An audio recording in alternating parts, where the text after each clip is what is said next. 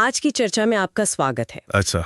तो आज का जो विषय है वो असल में एक बहुत ही निजी सवाल से शुरू हुआ। अच्छा। हाँ, पिछले हफ्ते मैं एक काम पर फोकस करने की कोशिश कर रही थी और मेरा दिमाग, आप जानते हैं, वो 100 अलग अलग दिशाओं में भाग रहा था। हाँ, ये तो होता ही है। कभी फोन चेक कर लूं, कभी कुछ खाने का मन करने लगा, कभी कोई पुराना गाना याद आ रहा था। मतलब अपनी ही इंद्रियों से एक जंग चल रही थी। और मुझे यकीन है कि ये सिर्फ मेरी कहानी नहीं है। बिल्कुल नहीं, ये हम सबका रोज का संघर्ष है। इसे मॉडर्न साइकोलॉजी की भाषा में ईगो डिप्लीशन कहते हैं। Ego depletion? हाँ, कि हमारी विल पावर एक बैटरी की तरह है जो दिन भर में धीरे धीरे खत्म हो जाती है। हम लड़ते लड़ते थक जाते हैं। हाँ, और इसी थकावट के बीच मेरे हाथ श्रीमद् भगवद गीता के दूसरे अध्याय का एक श्लोक लगा। जी। सिर्फ एक श्लोक संख्या 61। जी। और उसे पढ़कर लगा कि अरे, ये तो हजारों साल पुराना एक साइकोलॉजिकल हैक है इस समस्या का। तो आज हमने सोचा कि इसी पर गहरी बात करते हैं। बिल्कुल। हमारे पास स्रोत के तौर पर ये श्लोक तो है ही, साथ में एक आधुनिक दार्शनिक की इस पर लिखी गई कमेंट्री है और कुछ नोट्स भी हैं जो इसे विल पावर पर हुई नई रिसर्च से जोड़ते हैं। ये बहुत दिलचस्प होने वाला है, क्योंकि ये श्लोक सिर्फ ये नहीं कहता कि खुद पर काबू रखो। नहीं, ये बताता है कि कैसे रखो, और वो कैसे ही इसकी सबसे बड़ी खूबी है। श्री कृष्ण यहाँ अर्जुन को एक स्थित प्रज्ञा, यानी कि एक इमोशनली एंड इंटेलेक्चुअली स्टेबल इंसान के लक्षण बता रहे हैं। और ये श्लोक उस स्थिरता तक पहुंचने का एक ब्लूप्रिंट जैसा है ना? एकदम, एक ब्लूप्रिंट। तो चलिए इस ब्लूप्रिंट को डीकोड करते हैं। श्लोक की शुरुआत ही समस्या की जड़ पर वार करती है, हमारी इंद्रियां। जी। स्रोत साफ कहता है कि इन्हें काबू में करना ही पहली शर्त है। लेकिन क्यों इन्हें इतना खतरनाक माना गया है? यहाँ खतरनाक से ज्यादा शक्तिशाली शब्द शायद सही रहेगा। अच्छा। स्रोत बताता है कि इंद्रियां असाधारण रूप से बलवान और प्रचंड होती हैं। और ये बात सिर्फ हम जैसे आम लोगों के लिए नहीं है। श्लोक में जोर देकर कहा गया है कि ये एक विद्वान और लगातार कोशिश करने वाले इंसान के मन को भी जबरदस्ती अपनी तरफ खींच लेती हैं। ये बात मुझे चौंकाती है। हम अक्सर सोचते हैं कि अगर हमारे पास ज्ञान है, हम चीजों को समझते हैं, तो हम इन छोटी मोटी इच्छाओं से ऊपर उठ जाएंगे। हाँ, एक तरह का इंटेलेक्चुअल कॉन्फिडेंस होता है। पर ये स्रोत कह रहा है कि आपका ज्ञान, आपकी जानकारी तक ही सीमित रह सकता है। आपकी इंद्रियां उसे बाईपास कर सकती हैं। बिल्कुल। वो आपके मन को हाईजैक कर सकती हैं। हाँ, हाईजैक, यही सही शब्द है। ये एक तरह से हमें हमारे इंटेलेक्चुअल एरोगेंस के खिलाफ चेतावनी देता है। सिर्फ जानकारी होना काफी नहीं है, क्योंकि इंद्रियां तर्क से नहीं, आवेग से चलती हैं। तो फिर पहला कदम क्या है? इसीलिए स्रोत के अनुसार पहला कदम है अपनी पांचों इंद्रियों को उनके विषयों से, यानी उन चीजों से जो उन्हें अट्रैक्ट करती हैं, पीछे खींचना और अपने कंट्रोल में लाना। यानी जो हम देखते हैं, सुनते हैं, खाते हैं, उन सब पर एक कॉन्शियस कंट्रोल रखना। जी। पर जैसा हमने शुरू में कहा, ये कहना आसान है, करना बहुत मुश्किल है।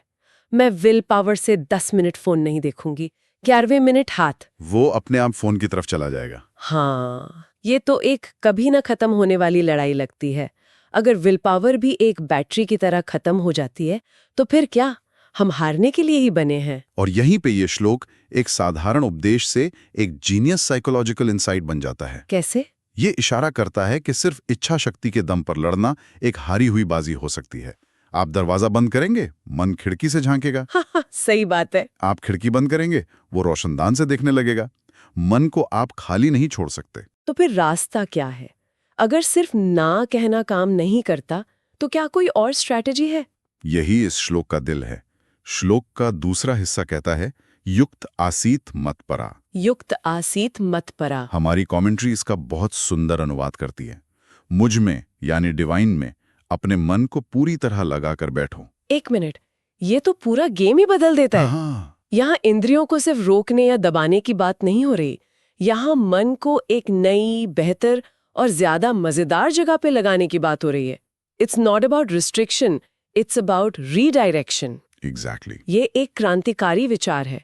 मन को खाली छोड़ने की बजाय उसे किसी ऊंची चीज से, एक हायर पर्पस से जुड़ने की सलाह दी जा रही है। मतलब आप मन को ये नहीं कह रहे कि चॉकलेट मत खाओ। नहीं, आप उसे एक ऐसी स्वादिष्ट और सेहतमंद चीज का अनुभव करा रहे हैं कि चॉकलेट उसे खुद ही फीकी लगने लगे। बिल्कुल सही। वाह, हमारी कमेंट्री में इसे उच्चतर रस या हायर टेस्ट का सिद्धांत कहा गया है। ये मुझे समझ आ रहा है। जी। जैसे किसी बच्चे के हाथ में कांच का एक चमकीला टुकड़ा हो और वो उसे अपनी सबसे कीमती चीज समझता हो, आप उससे छीनने की कोशिश करेंगे तो वो और जोर से पकड़ लेगा, रोएगा, चिल्लाएगा, है ना? सही बात है। लेकिन अगर आप उसके सामने एक असली जगमगाता हुआ हीरा रख दें तो क्या होगा? वो उस कांच के टुकड़े को खुद ही फेंक देगा, क्योंकि अब उसे एक बेहतर चीज दिख गई है। उसका ध्यान अब हीरे पर है। ये एक परफेक्ट एनालॉजी है। यही उच्चतर रस का सिद्धांत है। मन को जबरदस्ती खींचना नहीं पड़ता, वो बेहतर विकल्प देखकर खुद ही आकर्षित हो जाता है। ये संघर्ष को एक सहज बदलाव में बदल देता है। हाँ, प्रकृति को खालीपन पसंद नहीं, मन को भी नहीं। उसे रोकने की बजाय एक बेहतर विकल्प देना ही सबसे कारगर उपाय है। तो इसका मतलब ये हुआ कि इंद्रियों पर कंट्रोल करना और भगवान में या किसी ऊंचे आदर्श में ध्यान लगाना, ये दो अलग अलग काम नहीं है। नहीं, ऐसा नहीं है कि पहले मैं कंट्रोल करूंगी फिर ध्यान करूंगी। नहीं, और यही सबसे बड़ी गलतफहमी है। स्रोत यही कहता है कि ये दोनों अविभाज्य हैं, इनसेपरेबल हैं। ये एक दूसरे को ताकत देते हैं। ये एक टू वे स्ट्रीट है। इसे थोड़ा और समझाएंगे, ये टू वे स्ट्रीट काम कैसे करती है? देखिए, एक तरफ अगर आपकी इंद्रियां पूरी तरह बेलगाम हैं, मन हर छोटी बड़ी चीज के पीछे दौड़ रहा है, तो आप ध्यान में बैठ ही नहीं सकते। मन टिकेगा ही नहीं। टिकेगा ही नहीं। तो शुरुआत के लिए थोड़ा अनुशासन, थोड़ी कोशिश तो करनी ही पड़ेगी। ये पहली सीढ़ी है। आपको कम से कम शांत होकर बैठने की कोशिश तो करनी होगी। ठीक है, ये तो समझ आता है। ये स्टार्टिंग पॉइंट हुआ। और दूसरी तरफ जैसा हमने पहले बात की, सिर्फ अपनी हिम्मत के भरोसे इंद्रियों को पूरी तरह जीतना लगभग नामुमकिन है। आज नहीं तो कर मन कोई ना कोई बहाना ढूंढ ही लेगा। यहीं पर वो उच्चतर रस काम आता है। जब आप अपने मन को किसी हायर पर्पस से जोड़ते हैं, तो वो आपको एक मजबूत लंगर, एक एंकर देता है। एक एंकर? वो आपको इतनी गहरी शांति और खुशी देता है कि दुनिया के छोटे मोटे सुख दुख आपको डिगा नहीं पाते। तो उस हायर कनेक्शन के बिना इंद्रियों को पूरी तरह वश में करना बहुत मुश्किल हो जाता है। तो ये एक पॉजिटिव फीडबैक लूप की तरह है। बिल्कुल। आप थोड़ी कोशिश करके संयम साधते हैं, जिससे आप बेहतर ध्यान लगा पाते हैं, और जब आप ध्यान लगाते हैं तो आपको वो उच्चतर रस मिलता है जो संयम को और भी आसान और नेचुरल बना देता है। एकदम। फिर ये साइकिल अपने आप तेज होने लगता है। ये संघर्ष से सहयोग की यात्रा बन जाती है। सही कहा। आप अपनी विल पावर और एक हायर पावर दोनों की मदद ले रहे हैं। आप अकेले नहीं लड़ रहे। ये सब सुनकर एक बहुत प्रैक्टिकल सवाल मेरे मन में आ रहा है। पूछिए। हम अपने आसपास बहुत से लोगों को देखते हैं जो ज्ञान की, फिलॉसफी की बड़ी बड़ी बातें करते हैं।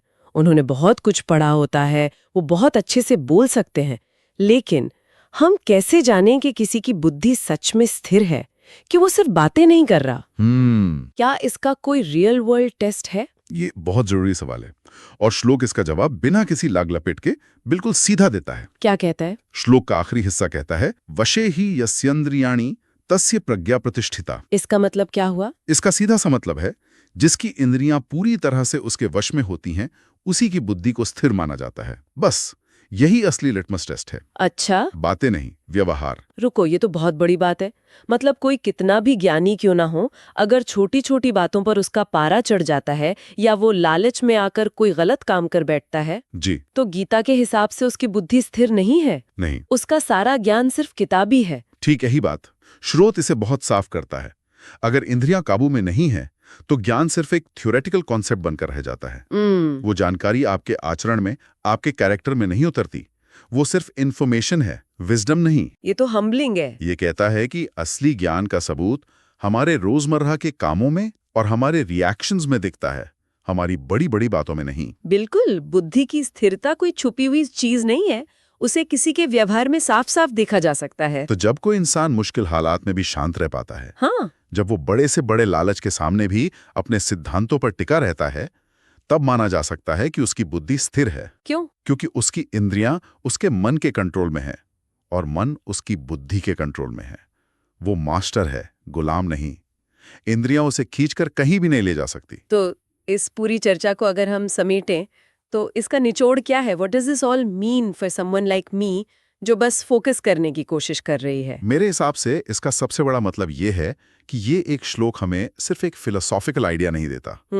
ये हमें अपनी रोजमर्रा की जिंदगी में बैलेंस और स्टेबिलिटी पाने के लिए एक बहुत ही प्रैक्टिकल और साइकोलॉजिकल फ्रेमवर्क देता है। हाँ, ये सिर्फ ये नहीं कहता कि डू दिस, ये बताता है हाउ टू डू दिस। सही कहा। ये दो तरफा अप्रोच है। एक तरफ अपनी आदतों पर, अपनी इंद्रियों पर कॉन्शियसली लगाम लगाना, डिसिप्लिन की प्रैक्टिस करना, जी। और दूसरी तरफ जो शायद ज्यादा जरूरी है, अपने मन को किसी बड़े लक्ष्य, किसी ऊंचे आदर्श या डिवाइन से जोड़ना, ताकि उसे एक बेहतर प्लेग्राउंड मिल सके। और जब ये दोनों चीजें एक साथ होती हैं तो स्थिरता कोई बोझ या संघर्ष नहीं रह जाती, बल्कि एक नेचुरल स्टेट बन जाती है। बिल्कुल। जैसे जब आपके शरीर को अच्छा पौष्टिक खाना मिलने लगता है तो जंक फूड की क्रेविंग अपने आप कम हो जाती है। उतना ही सरल और उतना ही गहरा है। और ये सिर्फ आध्यात्मिक लोगों के लिए नहीं है ना? बिल्कुल नहीं। ये किसी भी इंसान के लिए रेलेवेंट है जो अपनी जिंदगी में फोकस और मेंटल पीस चाहता है, चाहे वो एक स्टूडेंट हो, एक आर्टिस्ट हो या एक कॉर्पोरेट प्रोफेशनल। निश्चित रूप से मन को एक पॉजिटिव और ऊंचे लक्ष्य से जोड़ना हमेशा भटकाव से बचाता है। ये एक यूनिवर्सल ह्यूमन प्रिंसिपल है। तो इस बातचीत को खत्म करते हुए एक सवाल है जो हमारे सुनने वालों के लिए छोड़ा जा सकता है। जरूर। अगर इस श्लोक के अनुसार हमारी बुद्धि की स्थिरता का असली सबूत हमारे व्यवहार और हमारी इंद्रियों पर हमारे कंट्रोल में है, तो हमारे दैनिक जीवन की कौन सी छोटी छोटी आदतें और रिएक्शंस हमारी असल मानसिक स्थिति का सबसे बड़ा आईना है। हाँ, जब ट्रैफिक में कोई कट मारकर आगे निकलता है और हमारा खून खौल उठता है, जब सोशल मीडिया पर कोई हमारी बात से असहमत होता है और हमें गुस्सा आ जाता है, या जब देर रात हमें कुछ अनहेल्दी खाने की तीव्र इच्छा होती है, उन पलों में हमारा रिएक्शन असल में क्या बताता है? शायद असली परीक्षा बड़ी बड़ी फिलोसॉफिकल बहसों में नहीं, बल्कि इन्हीं रोजमर्रा के छोटे छोटे इम्तिहानों में होती है। और शायद यही वो जगह है जहां ये उच्चतर अस का सिद्धांत सबसे ज्यादा काम आ सकता है।